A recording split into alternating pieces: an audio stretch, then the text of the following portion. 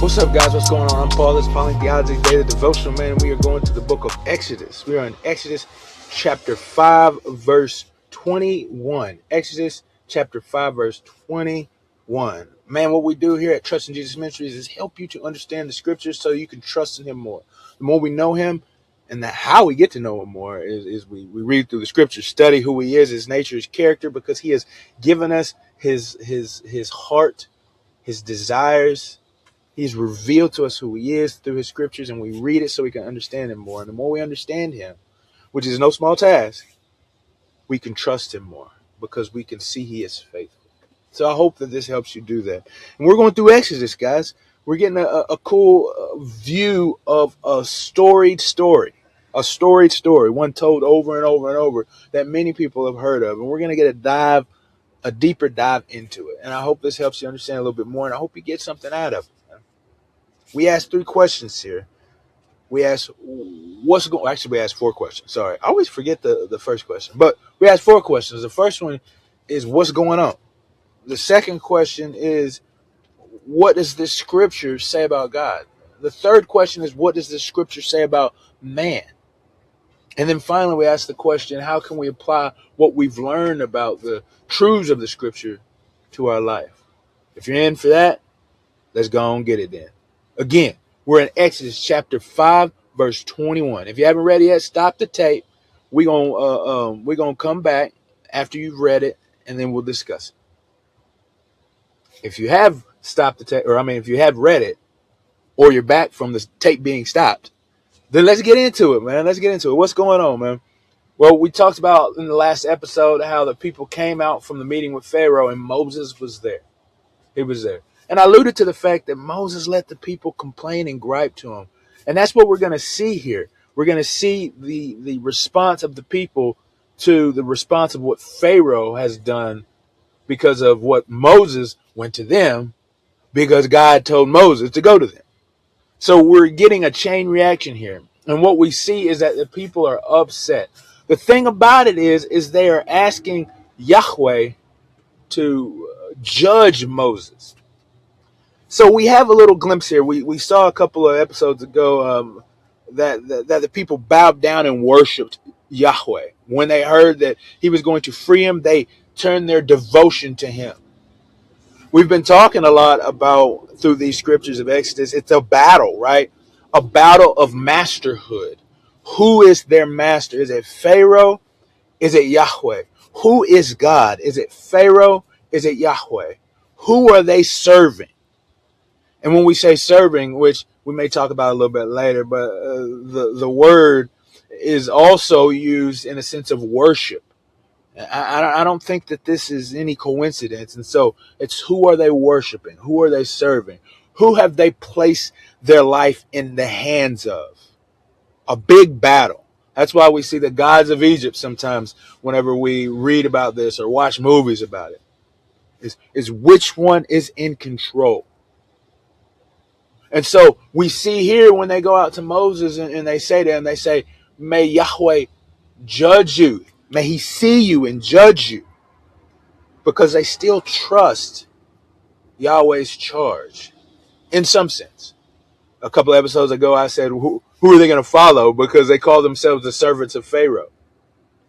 But here, they believe that Yahweh is going to free them, but they think maybe Moses has messed it up.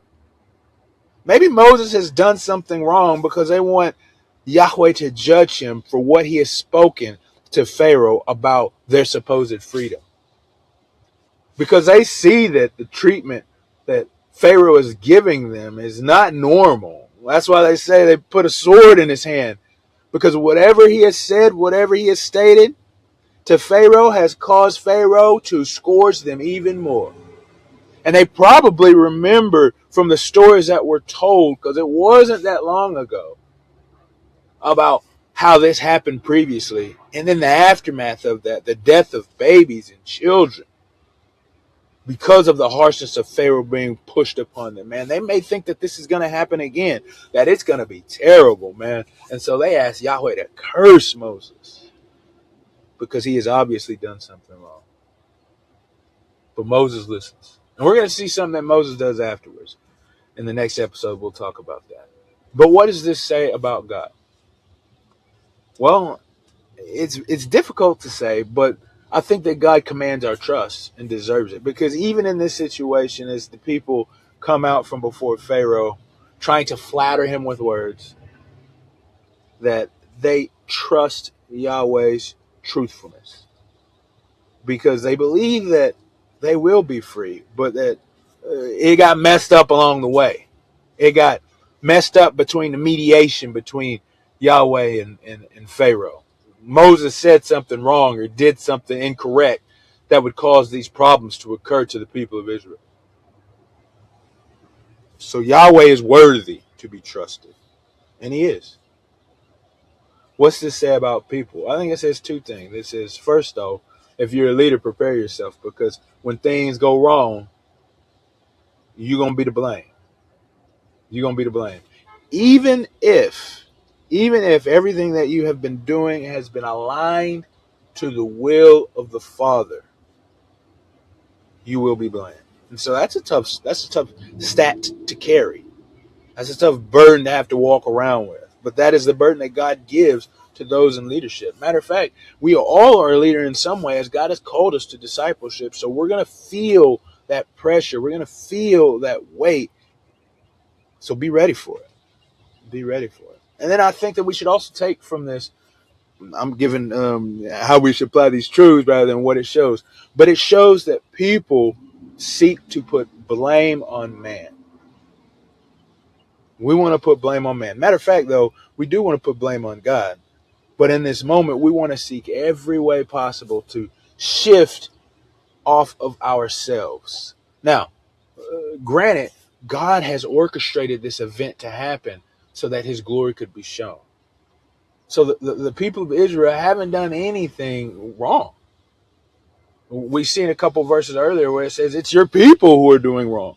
It ain't us. We're doing what you've told us to do, but it's your people who have been doing wrong. And so, granted that they are seeking to put blame on anyone else but themselves, rather even than Pharaoh just being Pharaoh. They don't even want to put it on him. They want to put it on the people around him. And so we have to be able to handle that. We have to be able to handle that as leaders, as people. How do we apply these truths to our lives? I think how we apply these truths to our lives is that we still stand in the gap. We still stand in the gap. We're going to see that's what's going to happen with. We're going to see that's what's going to happen with Moses as he goes to God, as he goes to Yahweh. But also, I think what we should take from this is that walking in the light, that's tough. The light illuminates everything around, so people see themselves in a fearful way. And I think that's what's happening here with Pharaoh, is in his boastfulness of his godhood, he's being exposed to the truth that he ain't in control. And we're going to see that even more as Yahweh has said he's going to move with a mighty hand to take his people.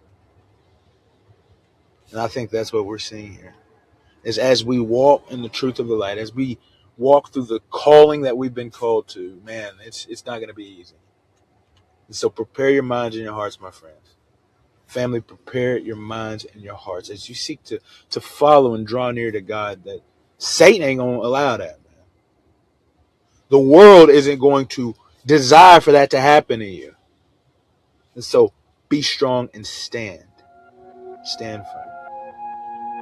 I appreciate you guys for listening, and I'll see you in the next episode.